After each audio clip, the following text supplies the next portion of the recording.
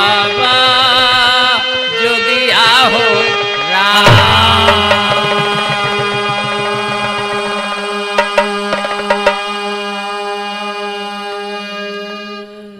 नारी ही नारी की होती ही तैसी, नारी ही नारी की होती ही तैसी, नारे है नारे के शत्रु बन जाती। कभी बन के माता, कभी बन के भगिनी, कभी बन के पत्नी वो प्रेम बरसाती। कभी बन के बेटी जोड़े दूजे कुल से नाता, दूजे के कुल का दीपक जलाती। कभी तुलसी राम की कलम क्या करे, नारी आंसू से सागर की लहरें लजाती।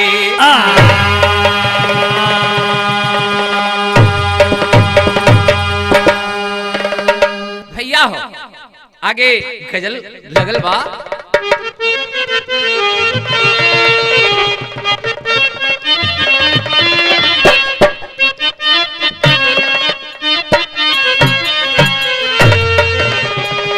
मास्टर भैया अंदाज दिले भैया, कोनो आशिक अपने मासूका से कहले बा, मेरा प्यारी वो है कि मर के भी तुमको जुदाई अपनी बाहों से होने न दूंगा। मेरा प्यार वो है मर के भी तुमको जुदाई अपनी बाहों से होने न देगा। मेरा प्यार वो है कि मर के भी तुमको जुदाई अपनी बाहों से होने न देगा। मेरा प्यार वो है कि मर के भी तुमको जुदाई अपनी बाहों से होने न दूंगा। मिले मुझको जन्नत, मिले मुझको जन्नत तो जन्नत के बादले खुदा से मेरी जा तुझे मांग लूंगा। मिले मुझको जन्नत तो जन्नत के बादले खुदा से तुझे मांग लूंगा। मिले मुझको जन्नत तो जन्नत के बादले खुदा की कसम मैं तुझे मांग लूंगा। भैया हो यही अंदाज में कवि जी कथा का लिखले हुए, ये किस्मत का लेखा मिटे ना मिटाए, जो विधना करम लेखने से सजाए। किस्मत का लेखा मिटे ना मिटाए, जो विधना करम लेख डाले। किस्मत का लेखा मिटे ना मिटाए, जो विधना लेखा करम लेख डाले। तो ये किस्मत का लेखा मिटे ना मिटाए, जो विधना करम लेखनी से सजाए। ये हकीकत हमेशा, हकीकत हमेशा हकीकत रहेगी, भले ही जुबा परिवाए न आए। हकीकत रहेगी,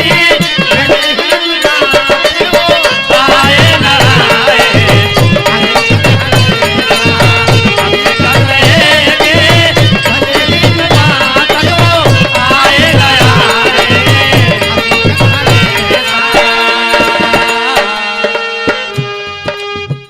भैया कवि जी नज्म के लाइन दिले हुए,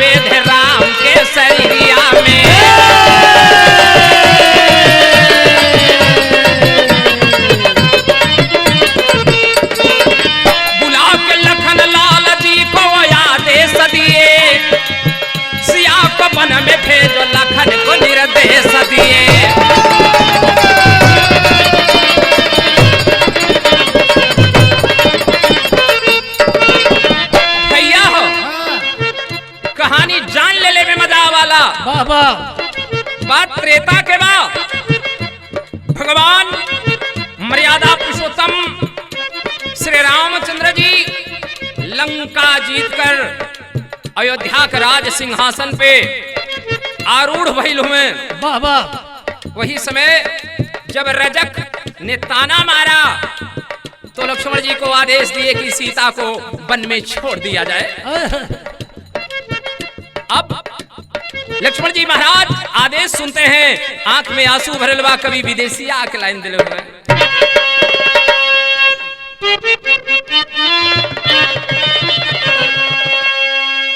ये हथवा के जोड़े लाखा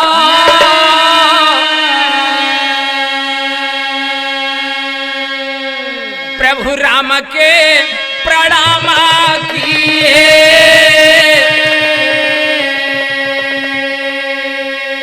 पहुँचे हैं जहाँ सिया माई के आटारिया।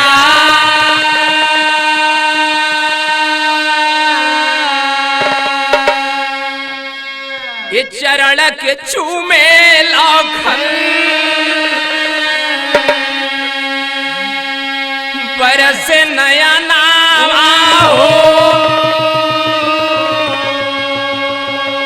सोकिया में डूबी गईली अवधाना गरिया।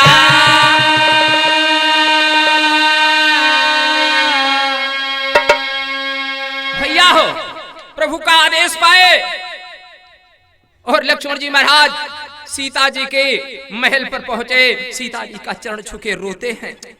कवि जी अंदाज देले हुए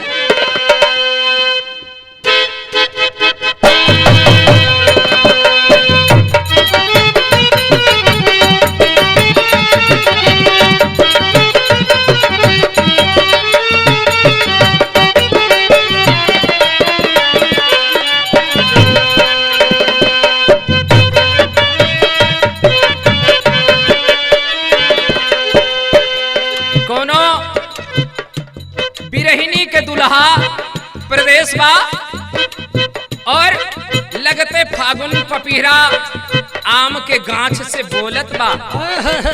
दुल्हनिया कहले बा पपीहरा पपीहरा हरि कई बोल जनी बोला, हरि कई बोल जनी बोला, पपीहरा हरि कई बोल जनी बोला। अरे लगली पिरिंदिया का बोल जानी खोला, पपीहरा हरि कई बोल जनी बोला, पपीहरा हरि कई बोल जनी बोला, पपीहरा हरि कई बोल जनी बोला। भैया हो यही अंदाज में कथा लिखल बा। लक्ष्मण जी महाराज माता जानकी जी से कहत हुए, क्या कहत हुए? अडरिया अडरिया हरि जी दिए हैं लगाए, हरि जी दिए हैं लगाए, अडरिया हरि जी दिए हैं लगाए।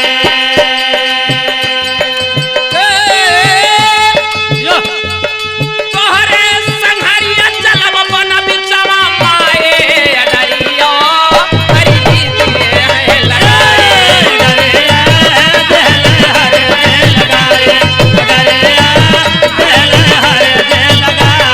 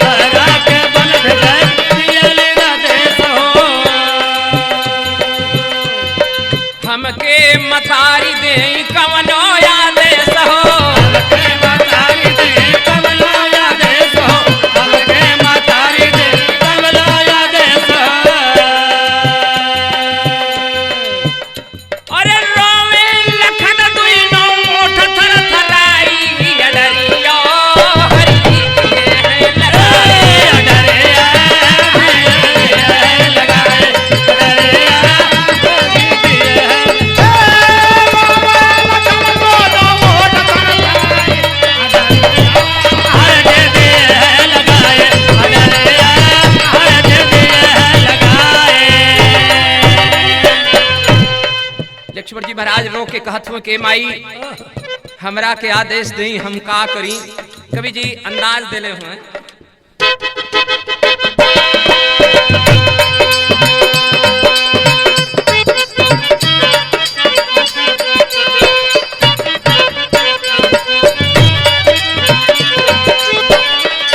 भैया हो, मास्टर भैया अंदाज दिले हुए बाबा कोनो प्रेमिका का प्रेमी बनारस छोड़ के मिर्जापुर चल गई बा। वो कहले बा सुन कैला बालमू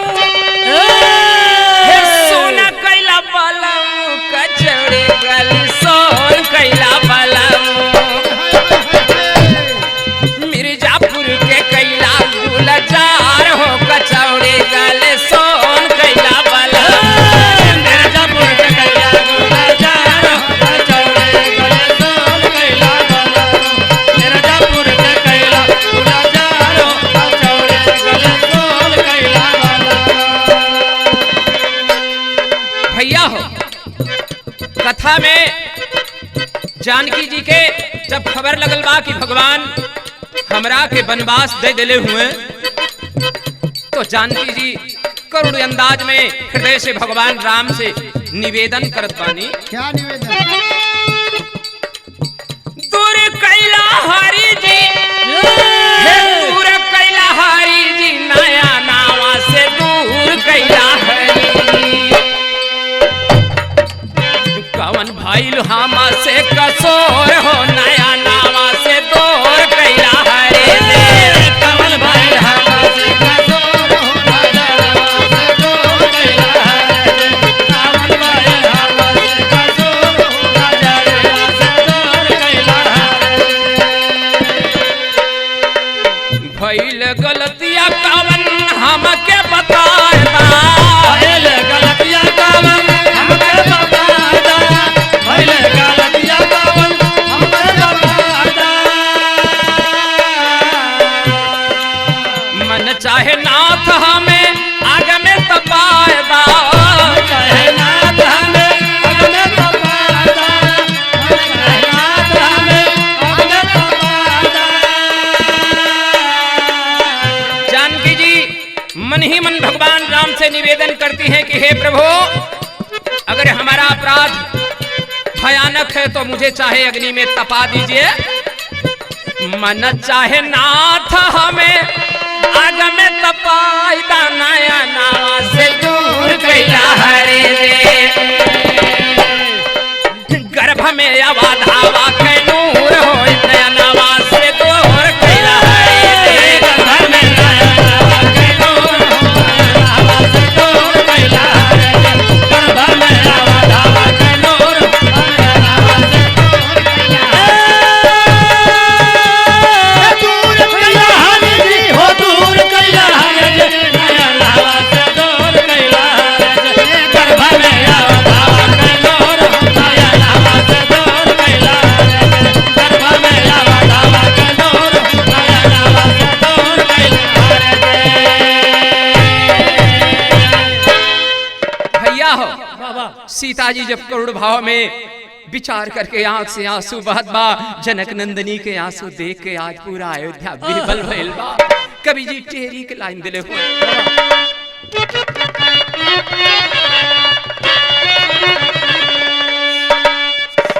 आए हे अरे सहनाई गम में डूबी बावरी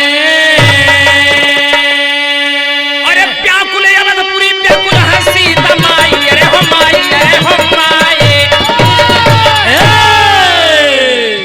आज संपूर्ण अयोध्या समेत जनक नंदिनी जी शोकाकुल हो गई हैं बाबूजी। कवि जी वह अंदाज दिले हूं भैया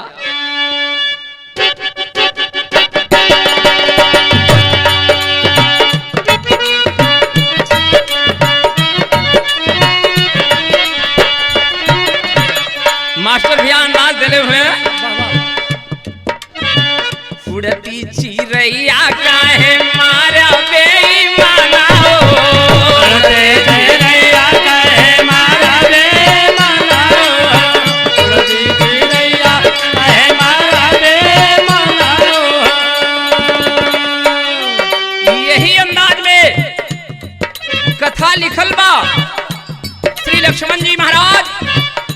को सजा के जनक नंदनी जी को बैठा लेते हैं। रथिया सजा के चले बनावा की ओरिया, रथिया सजा के चले बनावा की ओरिया हो, रथिया सजा के चले बनावा की ओरिया हो।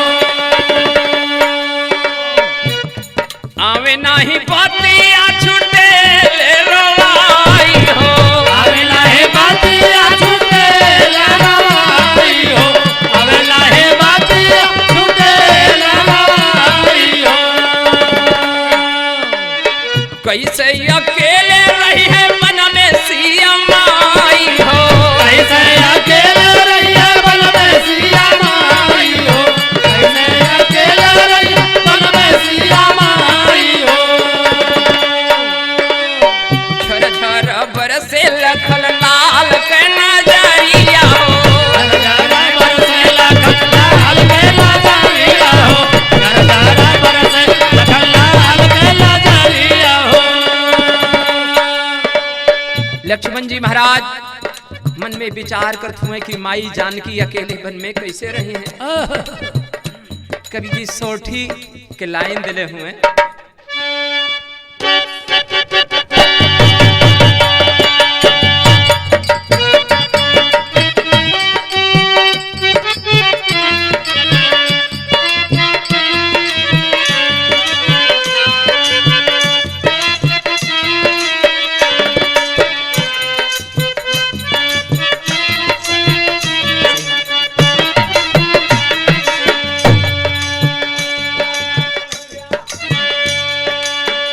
कोनो दुल्हन अपने दुल्हा से करार कैले रहल बाबा कि भगवान के राम जन्मभूमि पे दर्शन में भेंट होखी। दर्शन करे गईल बा, बाबा एक और राम से आशा लगल बा, दूसरे अपने पति राम से भी आशा लगल बा। पति भी राम ही होते हैं। बाबा बेचारी करुण भाव में अपने सहेली से कहत बा, कवने कराना पिया भइले नीरा मोहिया हो भइले मेरा मोहे आओ भैले, मेरा मोहे आओ। मेला के मझरियाना भेटाल हो राम राम हो, मेला के मजरियाना भेटायल हो राम राम हो, मेला के मजरियाना भेटायल हो राम। यही अंदाज में सीता जी आज लखन लाल जी महाराज से कहत बानी, बानावा में छोड़ लाखन बारा से नया नावा हो बारा से नया लावा हो, बारा से नया लावा हो। सीता देश पथ के तब घुमावन हो राम हो, सीता के शपथ के घुमाए हो राम हो, सीता के शपथ के घुमाए हो राम। भैया हो जब लक्ष्मण जी महाराज सीता जी का वन में छोड़ले हुए पीछे पीछे चलन हुए, जनक नंदिनी जी कहनी कि हे लक्ष्मण, आपको शपथ है रघुनंदन की, आप अयोध्या चले जाओ। होता है का बाजारा करे जा रघुनाथ कई का त्यागा लई हो नाथा, कई का त्यागा लय हो नाथा, कई का त्यागा लय हो। बनक देवी देवा होई सहायन हो राम हो, बनक देवी देवता भई सहायन हो राम हो, बनक देवी देवता भई सहायन हो राम। ये हवर खबरिया पहुँचल मीठी लानगरिया हो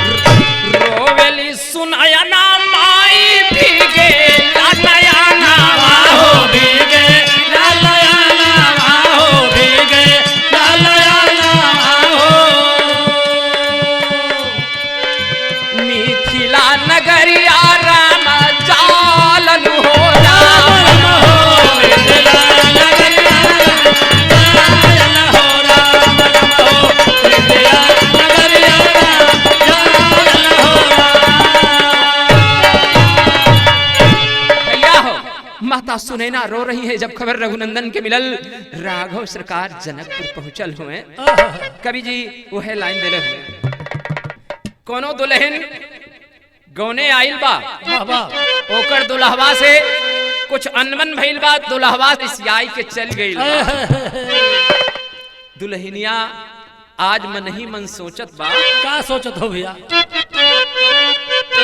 चढ़ली जवानिया मैया गल लागी, पिया गईल परदेसवा दगाद भागी, पिया गईल परदेसवा दगाद भागी, पिया गईल परदेसवा दगाद भागी, पिया गईल परदेसवा।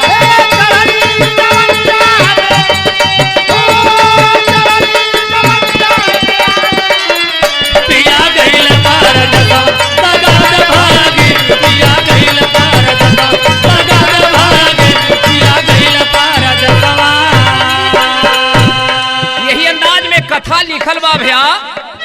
राम जी जनकपुर पहुंचल हुए, सब आरती उतारत हुए। ये आरती उतारे सब ही अनुरागी, बरस दुनहु नयनवा बिरह में बागी, बरस दुनहु नयनवा बिरह में बागी, बरस दुनहु नयनवा बिरह में बागी, बरस दुनहु नयनवा। चंद्र प्रभासिया की प्यारी सहेली, चंद्र प्रभासिया की प्यारी सहेली, चंद्र प्रभासिया की प्यारी सहेली। आरती उतारे नयन बरसे ना बोली, आरती उतारे नयन बरसे ना बोली, आरती उतारे नयन बरसे ना बोली। हे राम जी के दिल में दर्द जागी, बरसत नहु नयनवा बिरह में बागी, बरसत नहु नयनवा बिरह में बागी, बरसत नहु नयनवा बिरह में बागी, बरसत नहु नयनवा। ये माई सुनयना कलैली खबरिया, आए सुनैना कलैली खबरिया, आए सुनैना कलैली खबरिया। बरसत नयनवा बतावेली गुजरिया, बरसत नयनवा बतावेली गुजरिया, बरसत नयनवा बतावेली गुजरिया। हे मन के सुनावत है राम रागी, बरसत नहु नयनवा अरे बिरह में बागी, बरसत नहु नयनवा बिरह में बागी, बरसत नहु नयनवा बिरह में बागी, बरसत नहु नयनवा बिरह में बागी, बरसत नहु नयनवा। भैया हो, भगवान राम के आरती उतारते समय सीता जी की सबसे प्रिय सहेली चंद्रप्रभा के आंख से आंसू बरसत बा, कुछ बोलत ना बा। कुछ देर बाद माता सुनैना के अइले का संदेश लाइल बा, लेकिन कुछ बोलत ना बा। बाबा भगवान राम जी के हृदय में दर्द जगल बा। कहले हुए कि ए सुनैना, माई के सनेशा कहले से पहले अपने मन के सनेशा कहा ना। चंद्रप्रभा कहले से प्रभु कहा कहीं महाराज, कहला में बड़ा पीड़ा होखेला नाथ। बाबू हो, लाइन लगल बा।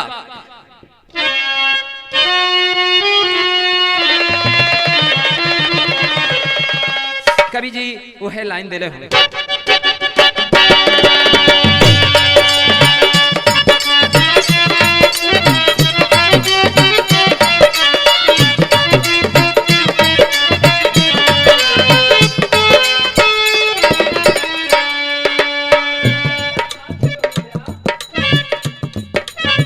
कहवा से आवेला बाबा के दिलावा हो, कहवा से आवेला बाबा के दिलावा हो, कहवा से आवेला बाबा के दिलावा हो। कहवा से आवे लाल मैना, हरे रे राम से भजे। कहवा से आवेला मैना, हरे सावरिया, कहवा से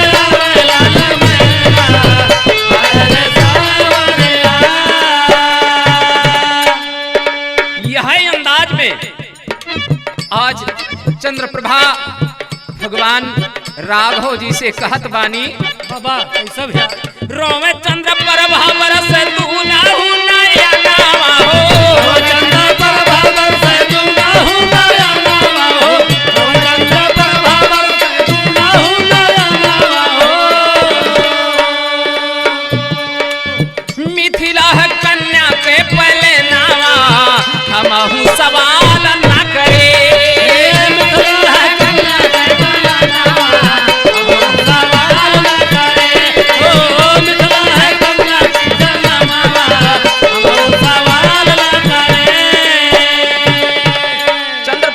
से प्रभु मिथिला जनक नंदनी के जन्मभूमि हो, पिटिया वाले सवाल ना कर सके ने प्रभु।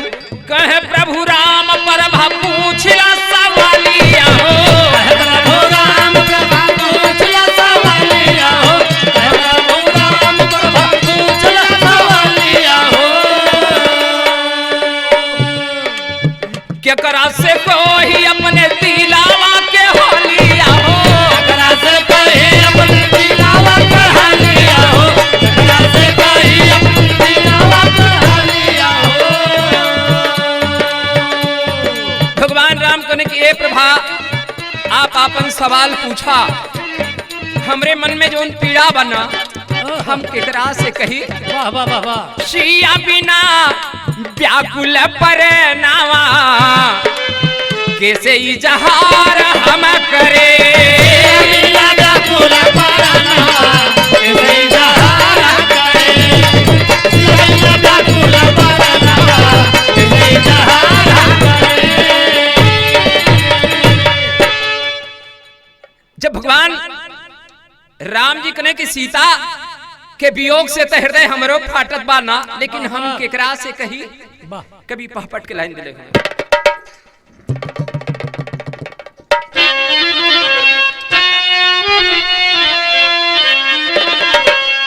आए हे अरे सिया बिरह में बरसे नया नामा है रघुराई हो, अरे सिया बिरह में बरसे नया नामा है रघुराई हो, अशोक सिंधु में मिथिला के भवन है रघुराई हो,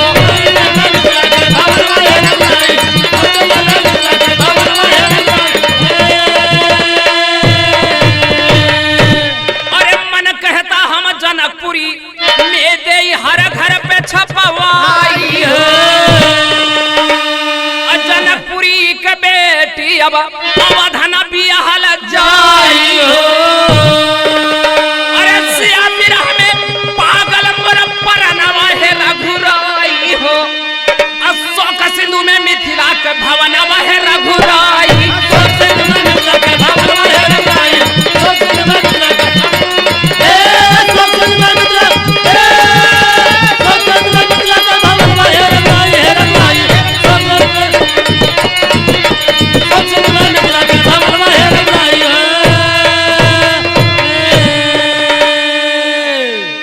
भैया हो आल्हा की लाइन कभी दिले हो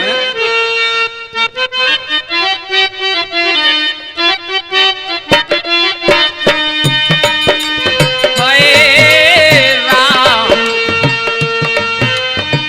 बोली चंद्र प्रभा का बताई दिलक बतिया हरि जी,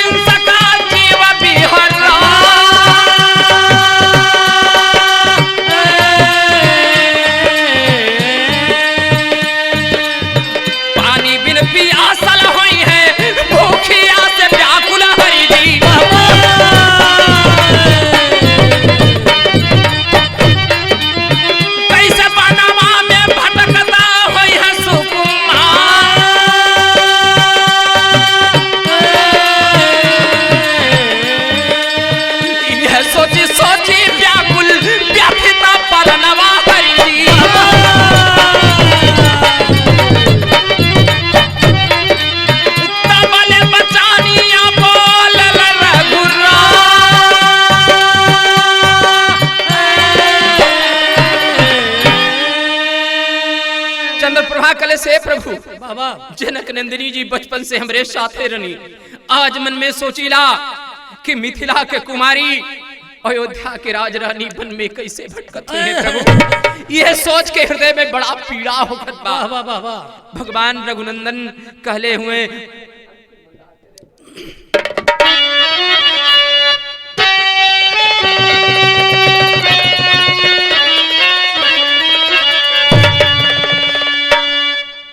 आए हे अरे बोले रघुवीर सीता दुख के ना सही ए पानी जनक की कुंवरिया रघो की दुल्हे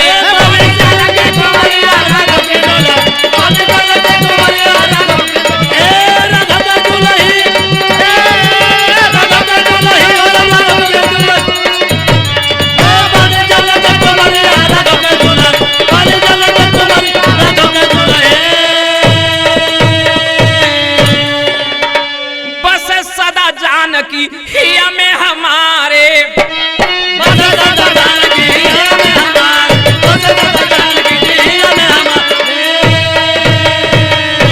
और धर्म मर्यादा बस सिया के निकारे धर्म पालन है तुम ही पे जन्म धरी ए पानी जनक की कुंवरिया रघो के दुल्हे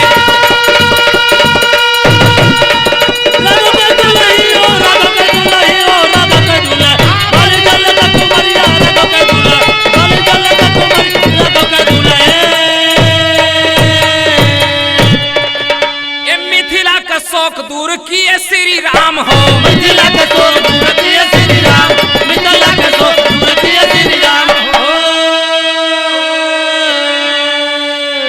जब मिथिला में पता लगल बा कि राम जी बड़ा दुखी हुए तल्लई के आशीष प्रभु आए अपने धाम हो गुरुवर किशोर प्रभु चरनिया धरी ए पानी जनक की कुंवरिया रघो के दुल्हे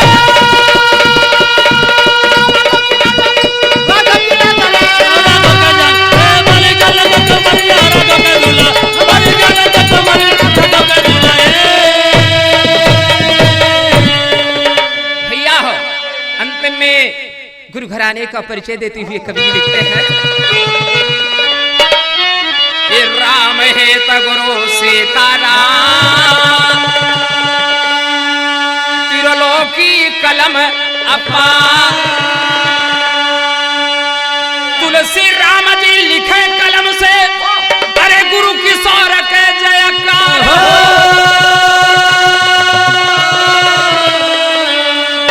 शहनाई गम में डूबी बावरे